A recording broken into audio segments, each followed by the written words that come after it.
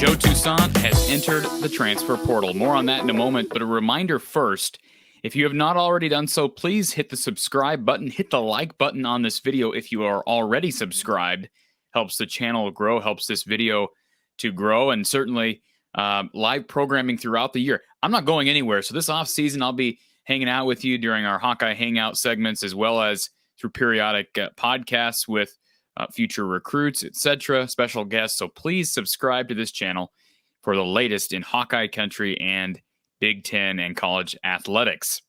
All right, so the news that we expected, at least kind of got word that this was going to happen, and I know posted my last video yesterday, and by the time the video got posted, this news had already broke. Joe Toussaint has officially entered the transfer portal, the Iowa point guard out of New York, making it official via Twitter. And I'm going to read you Joe's statement here, and I'll throw it up on the screen for anybody who missed it. Joe says, and I quote, "After much consideration and thought, I have decided to put my name in the transfer portal to pursue an expanded role at another institution. I'm thankful to my teammates, coaches, and fans for a memorable 3 years, winning a Big Ten championship and building lifelong relationships during my time in Iowa City is something I will always cherish. Joe Toussaint." I just want to say this about Joe Toussaint, and I know I kind of went on a sappy spell yesterday when the Keegan Murray news broke that he was heading to the NBA. And I had said this throughout the year. I've said this throughout the last several years. Joe Toussaint, this is going to sound weird to some people, but Joe Toussaint is one of my favorite Hawkeyes of the Fran McCaffery era. And I say that because take a look at what he's dealt with these last 3 years. He's a hardworking kid out of New York, came in here with the expectation that he would probably have to wait his turn. He gets an opportunity due to a Jordan Bohannon injury. He gets an opportunity to start his freshman year. He then returns to the bench for his sophomore year, starts his junior year when it looks like Jordan Bohannon's going to be moving on. Or at least that was the idea, that he'd be starting because Bohannon would be moving on. Bohannon then announces he's coming back, but with the understanding that this would be Joe Toussaint's team. Iowa plays over half of its season with Joe Toussaint at the point. Fran McCaffery makes a change midway through the Big Ten season to where Joe Toussaint is now coming off the bench. Not necessarily because Joe Toussaint wasn't playing well, but he wasn't really much of a threat from three. Jordan Bohannon seemed to be struggling at the two. Tony Perkins was coming on strong. And I give Fran McCaffery credit. At the time, I was somewhat critical of it because I have a lot of respect for Joe Toussaint. I always have. But in the end, it did help the team. Not necessarily playing Toussaint less. He still averaged 17 minutes a game, although my expectation is that he can go somewhere else and probably get more minutes than that. Not everybody that transfers out, as you and I both know this, that not everybody that transfers out is going to have an opportunity to play more somewhere else, right? But I will say there's a bit of a logjam here with Iowa because Jordan Bohannon's been here so long. You got Aaron Eulis playing well. Next year, you got Toussaint Bowen coming in. We saw Tony Perkins play a little point at times this year. But the bottom line is Joe Toussaint never, ever seemed to drop his head. He never showed that he was upset. If he was frustrated, he did not show it on the bench. He seemed like just a great teammate. He'd come in off the bench, provide him with excellent energy. And no, he wasn't the best three-point shooter. He had a nice little mid-range game, hit a game winner against Virginia.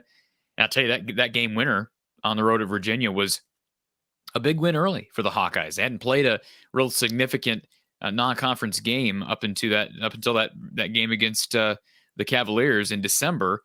Joe Toussaint hit a big shot off the glass to win that game, and he's been a key cog for this team over the last several years and some memorable seasons for this team. And again, I just respect the heck out of Joe Toussaint for always being a great teammate. You could just tell he was always going to keep his head up, keep working. And there were rumors. Let's remember that there have been rumors about him leaving for years. I mean, we heard it a couple of years ago that he might be wanting to leave. We heard it midway through the season this year when he was placed on the bench in favor of Tony Perkins. We heard that, Joe Toussaint, is he going to leave? You wouldn't be able to tell. That was just social media. That was just message board talk. You would never be able to tell that he was planning on leaving. And maybe he wasn't. Maybe this decision didn't come until after the season. But the point is, I think Joe Toussaint is the epitome of what it means to be a Hawkeye. Again, kind of like what we said with Keegan Murray yesterday. Humble, hardworking. He's athletic. He's a good defender. He's a dog on defense. He goes after loose balls. He sacrifices his body. And just, I'm not there every day in practice, but to me, every indication would tell me that he's a heck of a teammate. So, Joe Toussaint, thank you for your time here. What a career. And I know it's just 3 years. I wish nothing but the best for Joe Toussaint. I hope he's able to go somewhere, whether that be a Power 5 school or I guess Power 6, if you want to call it that. I know we're talking basketball, so the Big East has to be thrown in there. Wherever he goes, I hope he's able to go somewhere and start and play a lot. And I don't blame Fran McCaffrey for this. I mean, this is a situation where Fran had to do what was best for the team. And I think in the end, you look at the change, and it did help Iowa win more. I mean, I think sliding Bohannon to the one certainly made him more productive. Had the 10 3-point game against Maryland, had the big game against Indiana in the Big Ten tournament, won the game at the end with a 3-pointer. Really actually didn't play great in that game but until the last few minutes. But it just seemed like once he moved to the one, he became more comfortable in his natural position. But Joe Toussaint, what a kid. So where will he end up? That's the question. I can tell you this, and you may have seen this if you're on Twitter, that there have been several schools, according to Adam Zagoria, who's a college basketball insider for NJ.com. Zagoria is reporting that St. John's, a Big East school, Oklahoma State, Big 12 school, Rhode Island from the A10, and Drake. How about that? Drake from the Missouri Valley. Wouldn't that be cool if Drake could nab Joe Toussaint? All those teams have reached out to Joe, and we'll see where he goes. Does he want to be closer to home? Maybe St. John's is the place to go. Rhode Island's not far either. But certainly Oklahoma State's, that's a good basketball program. And Drake, that's not a bad basketball program either. But wherever Joe Toussaint goes, I think he's going to provide an impact. This is a kid who should be pretty high on the transfer portal radar, in my opinion. And no, he's not going to be a huge scorer, but the dude is seasoned. He's tough. And he's going to be a great addition for somebody. But best of wishes to Joe Toussaint. I know there's more news coming. Who knows? By the time I get this video uploaded, we may have gotten another ball that has dropped. So we hope not, but that's the nature of college basketball nowadays. And for those of you that criticize kids for leaving, I don't have anything to say. I understand a lot of people are from the generation where you start somewhere and you end somewhere. And ideally, I think everybody would prefer that. But that's just not the era we live in. And it's not fair to someone like Joe Toussaint, who feels like he could probably play somewhere else.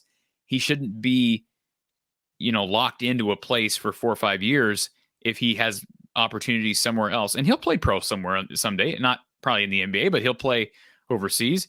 I have no problem with him leaving and doing what's best for him. And again, I think we're going to see probably another ball drop, at least one other ball drop with the portal and Iowa. And hopefully we see somebody. I know Fran is involved in the portal. I may end up doing a live show on Wednesday when I'm recording this. May end up doing a live show Wednesday evening. We'll see. But the bottom line is lots of action, lots of news. Keep it locked right here from the Hawkeye of the Storm for the latest around Hawkeye Nation.